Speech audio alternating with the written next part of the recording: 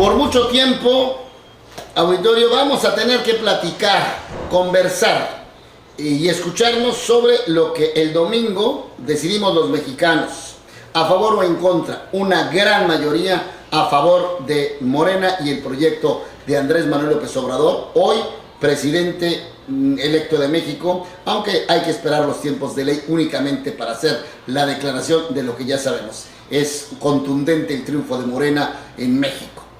Pero hay algo que dentro de este esquema tenemos que ponerle atención. ¿Qué es y qué decidió México el domingo?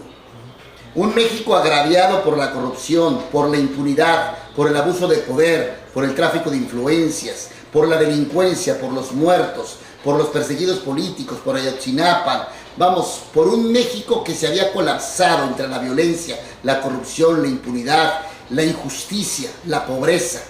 Todo este México hizo un cóctel de estallido que afortunadamente estalló en las urnas y de manera democrática. Y entonces exigió un cambio radical y de fondo en este país.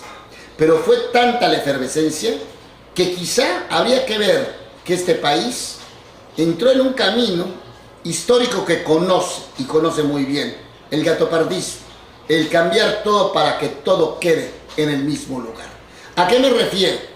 Y con todo el respeto de la inteligencia y la razón electoral que tiene el colectivo mexicano, con toda la razón que le puede asistir al ganador López Obrador.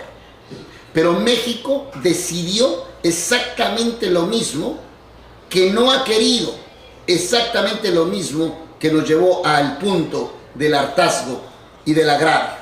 Decidió por una fuerza política hegemónica.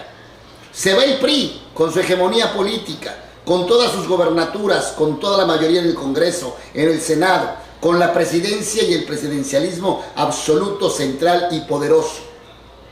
El PAN nunca pudo con eso. Se dedicó a administrar, no el cambio, sino administrar las instituciones bajo un discurso del cambio que nunca llegó.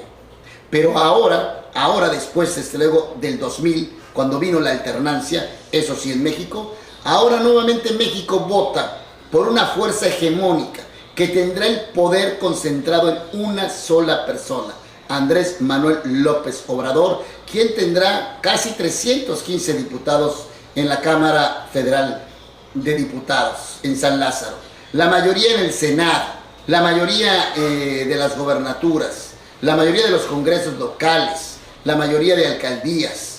Volvemos a ese México del partido hegemónico, del partido total, del partido político que decide y define todo en un sí, señor presidente.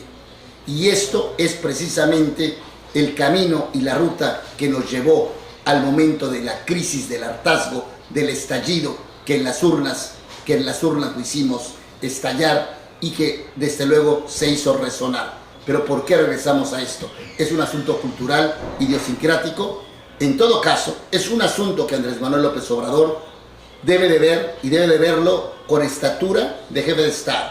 Él dice que quiere pasar a la historia.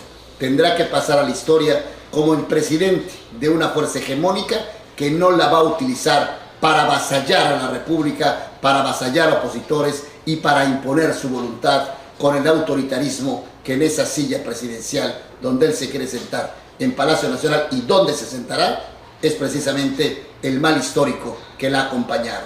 El autoritarismo, el absolutismo, el poder hegemónico. Se va un PRI hegemónico y llega una Morena hegemónica. Y todo con la fuerza de su voto y con la fuerza de las urnas.